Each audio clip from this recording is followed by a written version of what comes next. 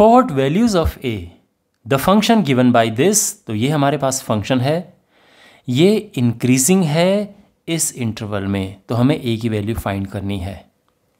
Alright, increasing का मतलब क्या होता है कि जब हम उसे डिफरेंशिएट करेंगे तो वो चीज़ पॉजिटिव आनी चाहिए इस इंटरवल में, यानी वो इंक्रीजिंग है। ठीक है, ऑलराइट, तो हमारे पास फंक्शन क्या है, we have f of x square plus a x plus 1। अब हम इसे करेंगे डिफरेंशिएट एज ऑलवेज, तो 2x प्लस ए आया है। अब यहाँ पे ये चीज़ इंक्रीजिंग है, क्वेश्चन में गिवन है, यानी गिवन है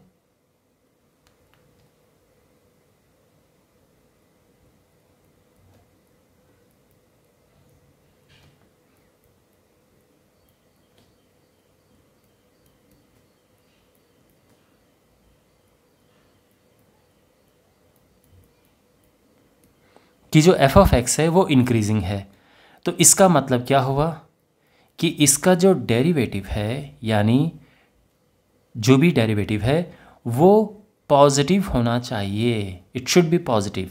इसका ये मतलब है कि जो 2x प्लस ए है ये 0 से बड़ा होना चाहिए। इतना आपको क्लियर समझ आ गया है। अब आप ध्यान से देखो कि जो x है उसका इंटरवल है 1 से लेके 2 तक, x का इंटरवल ये है, और a की ऐसी वैल्यू हमें रखनी है कि हम x की यहाँ पे कुछ भी वैल्यू रखें, हम 1 रखें, हम 1.1 रखें, हम 1.7 रखें, हम 2 रखें, तो वो चीज़ पॉजिटिव होनी चाहिए। ये ध्यान रखना, a की ऐसी वैल्यू होनी चाहिए कि कभी नेगेटिव ना हो। तो उसके लिए अब क्या करना है, तो हम एक काम करते हैं, हम यहाँ पर x की पहले 1 वैल्यू पुट करेंगे, यानी हम यहाँ पर रखेंगे पहले 1। तो व्हेन x इक्वल्स टू 1, तो उस केस में क्या होगा, अब यहाँ पे पुट करो, देखो उस केस में ग्रेटर देन 0 है और जो a है ये ग्रेटर देन -2 हो जाएगा। और अब ये 2 पुट करके देखो, तो व्हेन x इक्वल्स टू 2, तो उस केस में 2 × 2 प्लस a ग्रेटर देन 0 और x जो है वो ग्रेटर देन a जो है वो ग्रेटर देन हो जाएगा -4। ये बात समझ आई? बहुत ही सिंपल है अभी तक का सब कुछ। अब क्वेश्चन ये है कि हमारा आंसर इनमें से क्या होगा, ये इसमें से और इसमें से, इनमें से हमारा आंसर क्या होगा।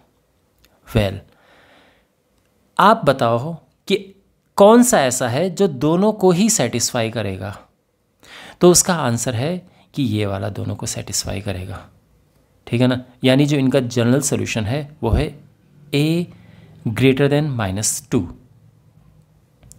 तो ओके, इसको इक्वेशन नंबर 1 दे देते हैं, इसको इक्वेशन नंबर 2 दे देते हैं, और हम लिखेंगे फ्रॉम 1 and 2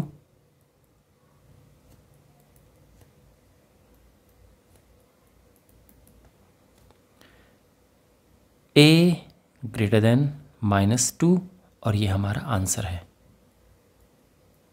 आप चाहो तो ये लिख सकते हो कि जो a है वो -2 से लेके इन्फिनिटी तक हो सकता है।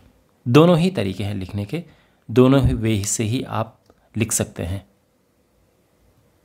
अब आपके मन में क्वेश्चन होगा कि सर हमने फिर ये क्यों नहीं लिया, कैसे पता चलेगा कि ये आंसर है। देखो, अगर हम यहाँ पर ये ले लेते, मान लो कि अगर हम ये ले लेते, तो सोचो जब a हम -3 रखें तो वो तो ये सेटिस्फाई नहीं करेगा ना भाई। अगर आप ये कह रहे हो कि a -4 से बड़ा है, अगर ऐसे में नहीं समझ आता है तो हमेशा नंबर लाइन खींचनी चाहिए।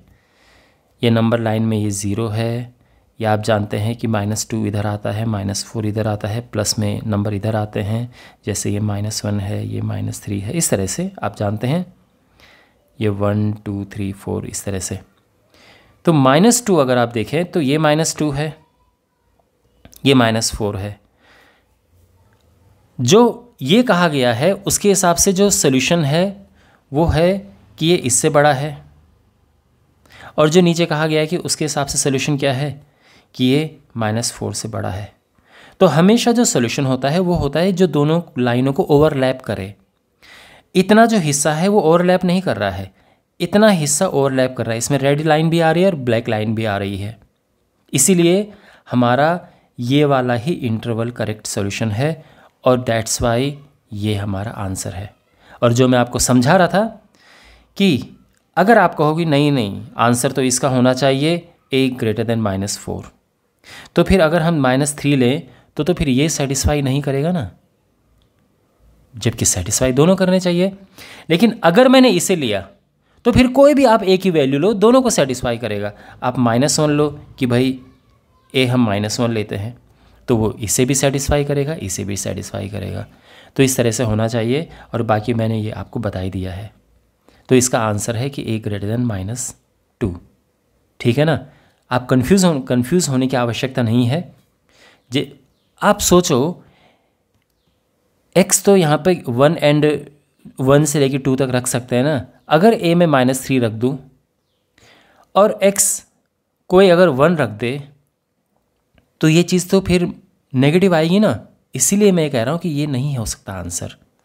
आंसर बस ये हो सकता है। अब -2 से बड़ा कोई भी नंबर आप रखो, -2 से बड़ा कोई भी नंबर रखो, जैसे -1 रख दिया है, और अब यहाँ पे x की जगह पे कुछ भी रखो इस इंटरवल में, हर बार ये पॉजिटिव आएगा। इसीलिए आंसर ये है करेक्ट।